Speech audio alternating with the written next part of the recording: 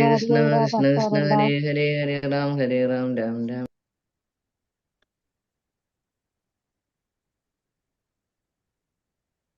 Ram Hare Hare.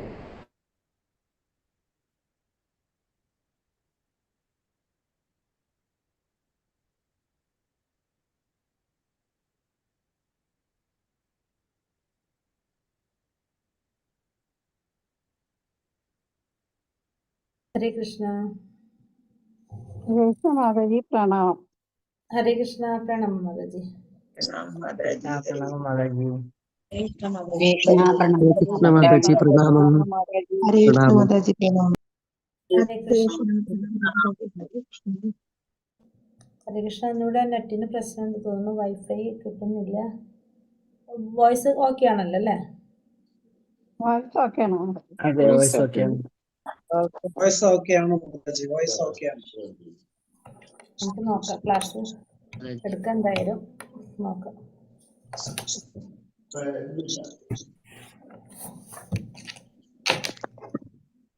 ഹരേ കൃഷ്ണ. ഓം നമോ ഭഗവതേ വാസുദേവായ.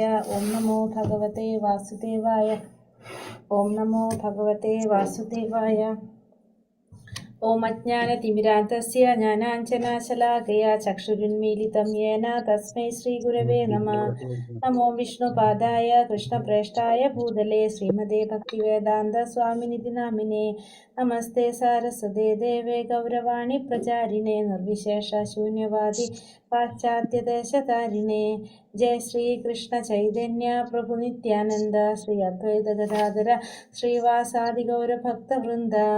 ഹരേ കൃഷ്ണ കൃഷ്ണ കൃഷ്ണ ഹരേ ഹരേ. ഹരേ രാമ രാമ രാമ ഹരേ ഹരേ. ഹരേ കൃഷ്ണ. നിഗമകൽപ്പതരോർഗളിതം ഫലം സുഖമുഖാമൃതദ്രവ സംയുതം പിബത ഭാഗവതം രസമാലയം മുഹുരഹോ രസികാ ഭുവി ഭാവുകാഃ. നാരായണം നമസ്കൃത്യം നരം ചൈവ നരോത്തമം ദേവീം സരസ്വതീം വ്യാസം തതോ ജയമുദിരയേത്. നഷ്ടപ്രായേഷു ഭദ്രേഷു നിത്യം ഭാഗവത സേവയ ഭഗവതേ ഉത്തമശ്ലോകേ ഭക്തിർഭവതി നൈഷ്ടകീ.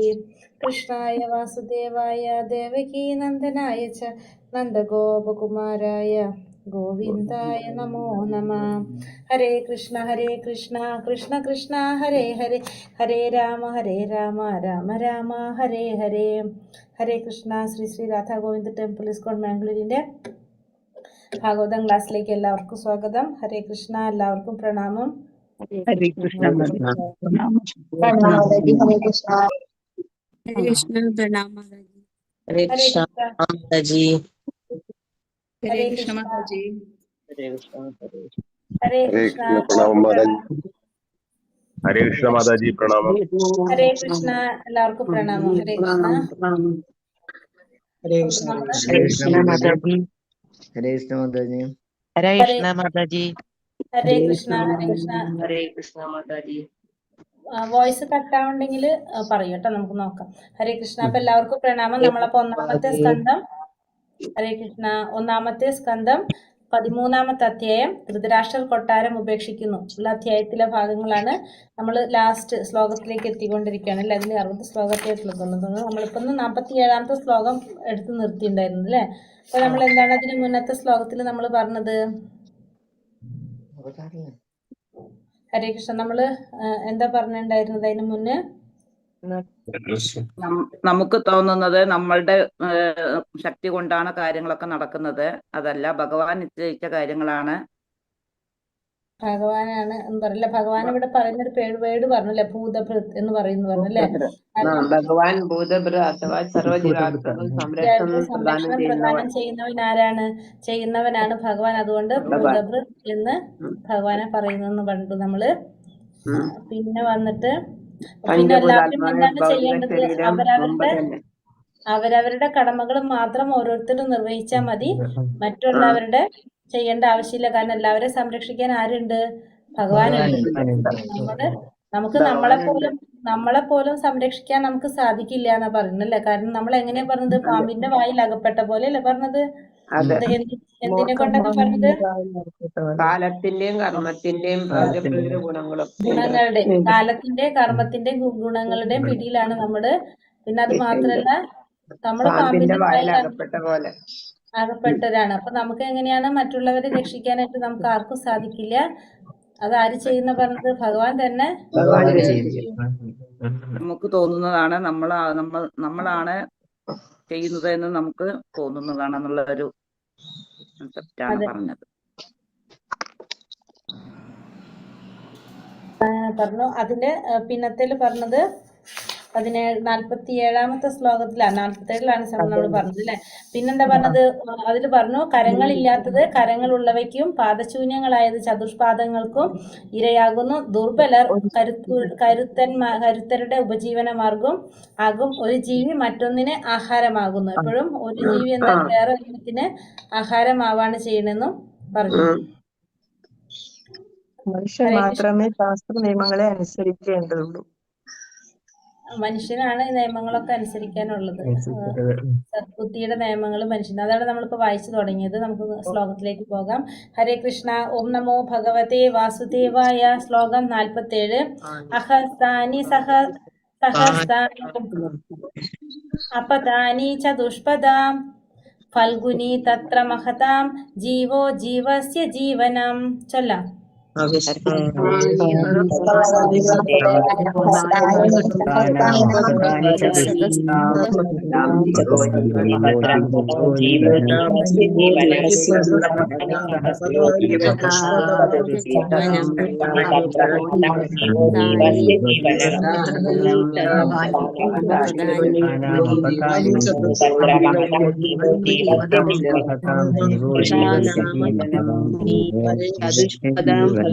തത്ര മഹതാം ജീവോ ജീവസ്യ ജീവനം. ഹരേ കൃഷ്ണ. ഇവിടെ എന്താ പറഞ്ഞത് എന്താണ്? കരങ്ങളില്ലാത്തത് കരങ്ങളുള്ളവയ്ക്കും പാദശൂന്യങ്ങള് ആയത് ചതുഷ്പാദങ്ങൾക്കും ഇരയാകുന്നു. ദുർബലർ കരുത്തുള്ളവരുടെ ഉപജീവന മാർഗമാണ്. ഒരു ജീവി മറ്റൊന്നിനെ ആഹാരമാക്കുന്നു എന്നാണ് സാമാന്യ നിയമം പറയുന്നത്. അപ്പൊ ഇവിടെ നമ്മൾ പറഞ്ഞു നിർത്തിയത് ഭഗവാന്റെ നിയമങ്ങളെ കുറിച്ചാണ് പറഞ്ഞത്. അപ്പൊ പരമപുരുഷൻ ഭഗവാന്റെ നിയമമാണിത്. ഉപജീവനത്തിനായിട്ട് മനുഷ്യൻ മറ്റൊരു ജീവിയെ ആശ്രയിക്കേണ്ടതുണ്ടെന്ന് നിയമം പ്രസ്താവിക്കുന്നെങ്കിലും സദ്ബുദ്ധിയുടെ വേറൊരു നിയമം കൂടി അവിടെ വരുന്നുണ്ട് മനുഷ്യർക്ക്. കാരണം ശാസ്ത്രങ്ങളിൽ അനുശാസിച്ചിരിക്കുന്ന നിയമങ്ങളെ അനുസരിക്കുവാൻ മനുഷ്യർ ബാധ്യസ്ഥരാണ്. അപ്പൊ മനുഷ്യർ എന്തുകൂടി അനുസരിക്കണം? ശാസ്ത്രങ്ങളിൽ പറയുന്ന നിയമങ്ങൾ കൂടിയിട്ട് മനുഷ്യരെ അനുസരിക്കണം. മറ്റ് ജീവികൾക്ക് ഇത് അസാധ്യമാണ്. മനുഷ്യർ ആത്മസാക്ഷാത്കാരത്തെ ഉദ്ദേശിച്ചുള്ളവരാകയാൽ ആ ലക്ഷ്യപ്രാപ്തിക്കായി ആദ്യം ഭഗവാനെ സമർപ്പണം ചെയ്യാത്ത അവൻ ഭുജിക്കാൻ പാടുള്ളതല്ല. അപ്പൊ മനുഷ്യജന്മം എന്തിനു വേണ്ടിയിട്ടുള്ളതാണ്? ആത്മസാക്ഷാത്കാരത്തിന് വേണ്ടിയിട്ടുള്ളതായത് കൊണ്ട് തന്നെ മനുഷ്യന് സദ്ബുദ്ധിയുടെ ഒരു നിയമം കൂടിയുണ്ട്. മറ്റുള്ളവയ്ക്കൊന്നും അത് ബാധകമല്ല. മനുഷ്യർ അപ്പൊ അതുകൊണ്ട് എന്ത് ചെയ്യണം? ആദ്യം ഭഗവാന് സമർപ്പിച്ചിട്ടായിരിക്കണം എല്ലാം ഭുജിക്കാനായിട്ട് ചെയ്യേണ്ടത്. അല്ലാതെ ഒന്നും ഭുജിക്കാനായിട്ട് പാടുള്ളതല്ല. അപ്പൊ ഭഗവാന് സമർപ്പണം ചെയ്യാത്ത അവനൊന്നും ഭുജിക്കാൻ പാടുള്ളതല്ല. പച്ചക്കറികൾ, പഴങ്ങൾ,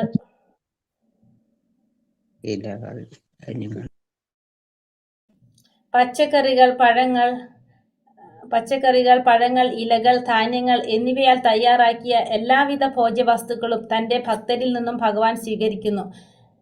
വൈവിധ്യങ്ങളായ ഫലങ്ങൾ, ഇലകൾ, പാല് എന്നിവ ഭഗവാന് നിവേദിക്കാം. ആ ഭക്ഷ്യപദാർത്ഥങ്ങൾ ഭഗവാൻ സ്വീകരിച്ച ശേഷം ഭക്തന് പ്രസാദം ഭക്ഷിക്കാം. ഇതിനാൽ നിലനിൽപ്പിനായുള്ള പോരാട്ടത്തിലെ എല്ലാ ദുരിതങ്ങളും ക്രമേണ നശിപ്പിക്കും. അതായത് ഇവിടെ എന്താ പറഞ്ഞത്? നമ്മൾ ഭഗവാന് സമർപ്പിക്കേണ്ടത് എന്താണ് പറഞ്ഞത്? ഭഗവാന് സമർപ്പിക്കാതെ ഒന്നും ഭുജിക്കാൻ പാടില്ല എന്ന് പറയുന്നത്. സദ്ബുദ്ധിയുടെ ഒരു നിയമം മനുഷ്യന് ബാധകമാണ്. അപ്പൊ നമ്മൾ എന്ത് ചെയ്യണം? നമ്മൾക്ക് ഈ വിഭവങ്ങളെല്ലാം തന്നിരിക്കുന്നത് ഭഗവാനാണ്. ഈ പ്രപഞ്ചത്തിൽ എല്ലാം തന്നിരിക്കുന്ന ഭഗവാൻ ആയതുകൊണ്ട് നമ്മളത് ഭഗവാന് സമർപ്പിച്ചതിന് ശേഷമാണ് നമ്മൾ എന്ത് ചെയ്യേണ്ടത്? അത് ഭുജിക്കേണ്ടത്. പച്ചക്കറികൾ, പഴങ്ങൾ, ഇലകൾ, ധാന്യങ്ങൾ എന്നിവയാൽ തയ്യാറാക്കിയ എല്ലാവിധ ഭോജ്യവസ്തുക്കളും തന്റെ ഭക്തരിൽ നിന്ന് ഭഗവാൻ സ്വീകരിക്കുന്നു. വൈവിധ്യങ്ങളായ ഫലങ്ങൾ, ഇലകൾ, പാല് എന്നിവ ഭഗവാന് നിവേദിക്കാം. ആ ഭക്ഷ്യപദാർത്ഥങ്ങൾ ഭഗവാൻ സ്വീകരിച്ച ശേഷം ഭക്തന് പ്രസാദം ഭക്ഷിക്കാം. ഇതിനാൽ നിലനിൽപ്പിനായുള്ള പോരാട്ടത്തിലെ എല്ലാ ദുരിതങ്ങളും ക്രമേണ ശമിപ്പിക്കാം. അപ്പൊ നമുക്ക് എന്ത് സാധിക്കും? നമ്മളെ ഭക്ഷിക്കേണ്ടതായിട്ടുള്ള എല്ലാതും ഭഗവാന് സമർപ്പിച്ചുകൊണ്ട് നമുക്കത് സ്വീകരിക്കാം. അപ്പൊ നമുക്കത് എന്തായിട്ട് മാറും? പ്രസാദമായിട്ട് മാറും. ഇതിനാൽ നിലനിൽപ്പിനായുള്ള പോരാട്ടത്തിലെ എല്ലാ ദുരിതങ്ങളും നമുക്ക് അങ്ങനെ ശമിപ്പിക്കാനായിട്ട് സാധിക്കും. പ്രസാദം കഴിച്ചുകൊണ്ട് നമുക്ക് എന്ത് സാധിക്കും? നമ്മുടെ നിലനിൽപ്പിനായിട്ട് നമ്മൾ ചെയ്യുന്ന എല്ലാ തരത്തിലുള്ള പോരാട്ടങ്ങളെ നമുക്ക് ശമിപ്പിക്കാനായിട്ട്, ദുരിതങ്ങളെയും ഇല്ലാതാക്കാനായിട്ട് സാധിക്കും.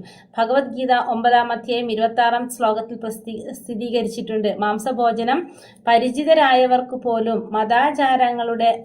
മതാചാരാനുഷ്ഠാനങ്ങളുടെ നിശ്ചിത നിബന്ധനകൾക്ക് വിധേയമായി ഭഗവാന് നേരിട്ടല്ലാതെ ഒരു ഭഗവത് പ്രതിനിധിക്ക് ഭോജ്യവസ്തുക്കൾ അർപ്പിക്കാം.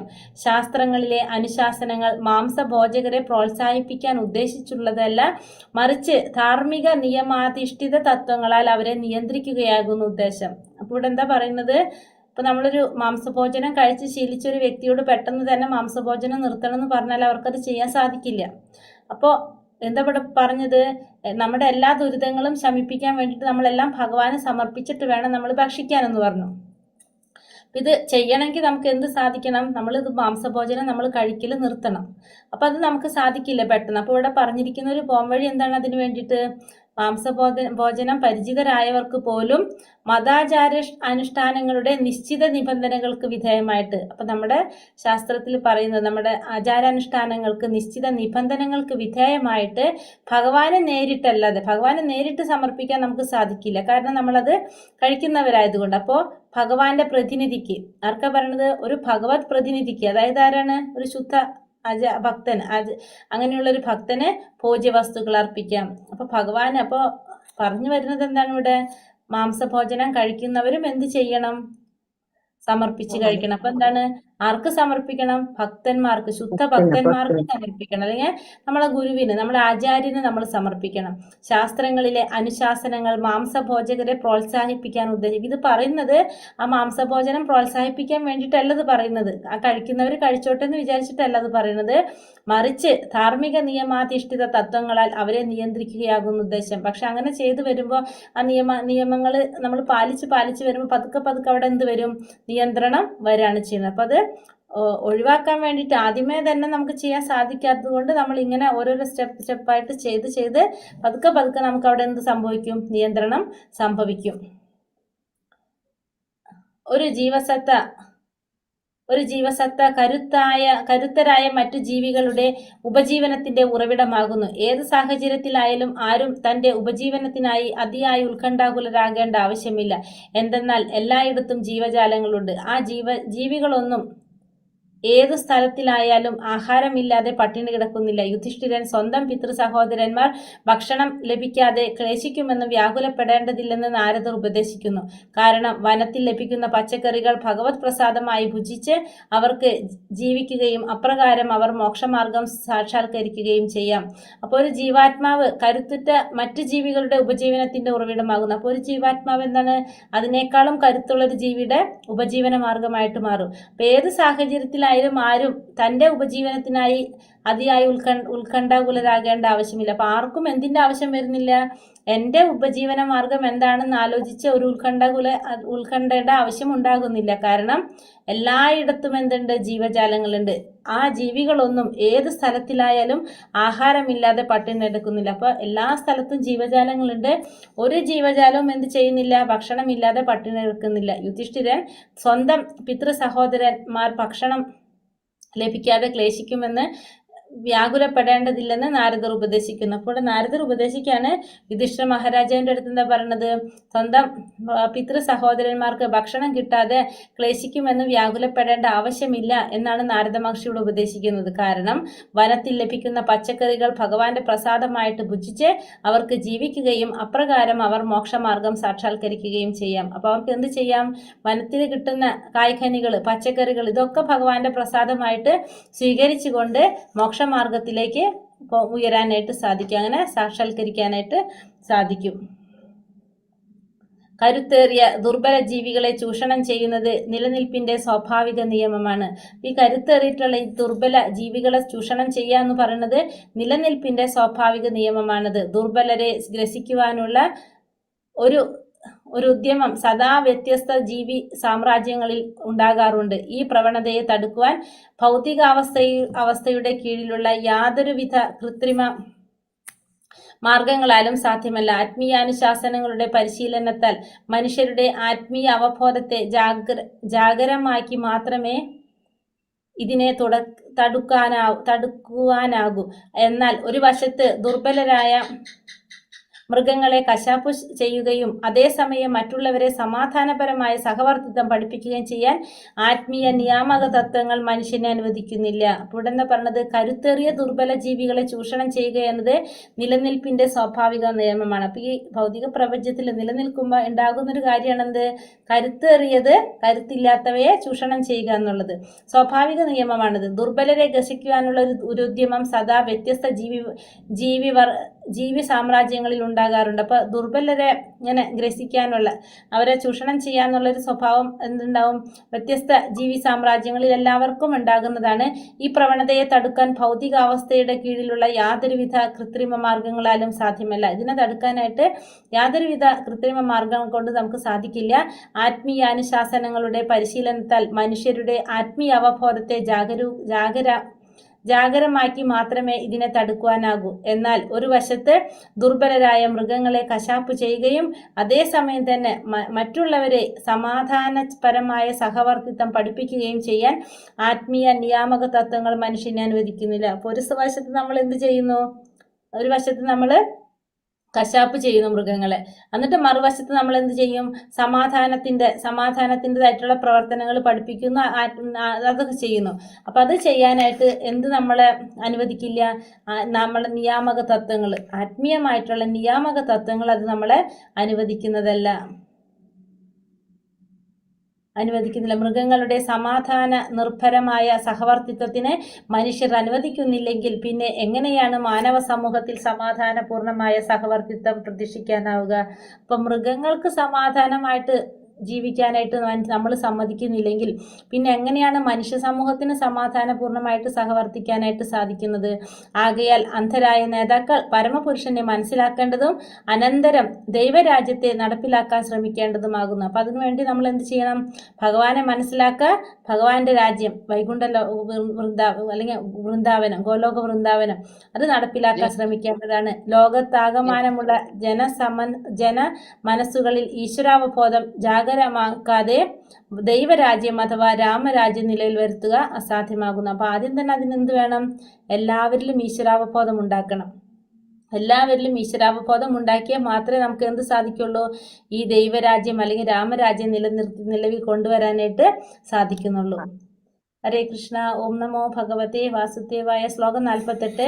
തതിദം ഭഗവാൻ രാജൻ ഏക ആത്മാത്മനാം സ്വതൃക് അന്തരോനന്തരോ ഭാതി പശ്യതം മായയോരുധ. ചൊല്ലാം. ഹരേ കൃഷ്ണ. ഹരേ കൃഷ്ണ. ഭഗവാൻ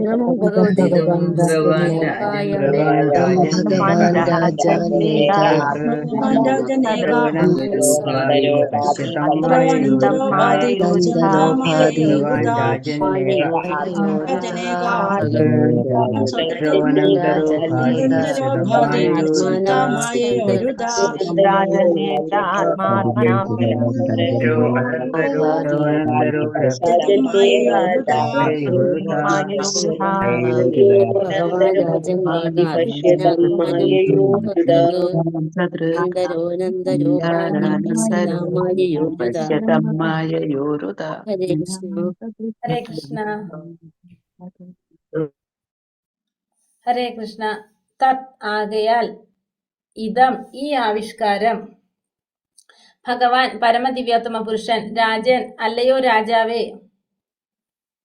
ഏക അദ്വിതീയൻ, പരമാത്മാവ്, ആത്മനാം അദ്ദേഹത്തിന്റെ ശക്തികളാൽ, സ്വദൃക് ഗുണപരമായി അദ്ദേഹത്തെ പോലെ, അന്തര പുറമേ, അനന്തര അന്തരംഗത്തിൽ സ്വയമേ, ഭാതി അപ്രകാരം വെളിപ്പെടുത്തുന്നു, പശ്യ വീക്ഷിക്കുക, തം അദ്ദേഹത്തെ മാത്രം, മായയ വ്യത്യസ്ത ശക്തികളുടെ ആവിഷ്കാരങ്ങളാൽ, ഉരുധ അനേകമായി കാണപ്പെടുന്നു. വിവർത്തനം ഭാവാർത്ഥം. ശ്രീല പ്രഭുപാദ് കി ജയ്. ആകയാൽ ഹേ മഹാരാജാവേ, അദ്വിതീയനും വ്യത്യസ്ത ശക്തികളാൽ വ്യത്യസ്ത ശക്തികളാൽ സ്വയം പ്രകടമാക്കുന്നവനും അകത്തും പുറത്തും സ്ഥിതി ചെയ്യുന്നവനുമായ പരമപുരുഷ ഭഗവാനെ മാത്രം അങ്ങ് വീക്ഷിക്കണം. അതുകൊണ്ട് എന്ത് ചെയ്യണം എന്നാ പറയുന്ന രാജാവിനോട്, യുധിഷ്ഠിര മഹാരാജാവിനോട് പറയാണ്, അദ്വിതീയനായിട്ടുള്ളത് വ്യത്യസ്ത ശക്തികളാൽ സ്വയം പ്രകടമാക്കുന്നവനും. ഭഗവാൻ എങ്ങനെ പറയുന്നത്? ഭഗവാൻ അദ്വിതീയനും വ്യത്യസ്ത ശക്തികളാൽ സ്വയം പ്രകടമാക്കുന്നവനും അകത്തും പുറത്തും സ്ഥിതി ചെയ്യുന്നവനുമായിട്ടുള്ള ആ പരമപുരുഷ ഭഗവാനെ മാത്രം നമ്മൾ എന്ത് ചെയ്യണം? വീക്ഷിക്കണം എന്നാണ് പറയുന്നത്. ഭാവാർത്ഥം ശ്രീല പ്രഭുപാദിക്ക് ജയ്. പരമപുരുഷ ഭഗവാനായ പരമദിവ്യോത്തമ പുരുഷനായ ഭഗവാൻ അദ്വിതീയനാകുന്നു. അതായത് ഇവിടെ എന്താ പറയുന്നത്? ഭഗവാൻ എങ്ങനെയാണ്? അദ്വിതീയനാണ്. അതേസമയം അദ്ദേഹം നൈസർഗികമായി ആനന്ദപൂർണനാകിയാൽ സ്വയം വിഭിന്ന ശക്തികളിലൂടെ പ്രകടമാകുകയും ചെയ്യുന്നു. അപ്പൊ ഭഗവാൻ എപ്പോഴും എങ്ങനെയാണ്? ഭഗവാൻ ഒറ്റയ്ക്കാണ് അല്ലെ? ഭഗവാനിൽ നിന്നാണ് ബാക്കിയെല്ലാം വരുന്നത്. ഭഗവാൻ എപ്പോഴും ഏകം തന്നെയാണത്. പക്ഷെ അതേസമയം തന്നെ ആനന്ദപൂർണനാകിയാൽ വിഭിന്ന ശക്തികളിലൂടെ ഭഗവാൻ പ്രകടമാകുകയും ചെയ്യുന്നു. ഗുണപരമായിട്ട് ഭഗവാനുമായി ഒന്നായ ജീവാത്മാക്കളും അദ്ദേഹത്തിന്റെ തടസ്സ ശക്തിയുടെ ആവിഷ്കാരമാണ്. അപ്പൊ ഗുണപരമായിട്ട് എന്താണ്? എല്ലാ ജീവാത്മാക്കളും ഭഗവാന്റെ അംശമാണ്. ഗുണപരമായിട്ട് എല്ലാവരും ഗുണത്തിൽ ഭഗവാന് തുല്യരാണ്. ആ എല്ലാ ജീവാത്മാക്കളും എങ്ങനെയാണ്? ഭഗവാന്റെ തടസ്സ ശക്തിയുടെ ആവിഷ്കാരമാണ്. ഭഗവാന്റെ അന്തരംഗ ശക്തിയുടെയും ബഹിരംഗ ശക്തിയുടെയും ഉള്ളിലും പുറമേയുമായി അസംഖ്യം ജീവാത്മാക്കളുണ്ട്. ആത്മീയ ലോകം ഭഗവാന്റെ അന്തരംഗ ശക്തിയുടെ ആവിഷ്കരണമാകിയാൽ ആ അന്തരംഗ ശക്തിയുടെ പരിധിക്കുള്ളിൽ വരുന്ന ജീവാത്മാക്കൾ ബഹിരംഗ ശക്തിയാൽ കളങ്കിതരാകാതെ ഗുണപരമായി ഭഗവാനിൽ നിന്നും അഭിന്നരാകുന്നു. എന്നാൽ ഭഗവാന്റെ ബഹിരംഗ ശക്തിയിലുള്ള ജീവാത്മാക്കളും ഗുണപരമായി ഭഗവാനിൽ നിന്നും അഭിന്നരാണെങ്കിലും ഭൗതിക ലോകത്തിന്റെ കളങ്കം മൂലം വികലമായി ആവിഷ്കൃതമായിരിക്കുന്നു. ആകയാൽ അവർ ഭൗതിക ലോകത്തിൽ സുഖദുഃഖങ്ങൾ എന്ന് പറയപ്പെടുന്നവയെ അനുഭവിക്കുന്നു. അത്തരം അനുഭവങ്ങളെല്ലാം ക്ഷണികങ്ങളാകുന്നുവെന്ന് മാത്രമല്ല അവയൊന്നും തന്നെ ആ ആത്മാവിനെ ബാധിക്കുന്നതേയില്ല. അപ്പോൾ എന്താ പറഞ്ഞു വരുന്നത്?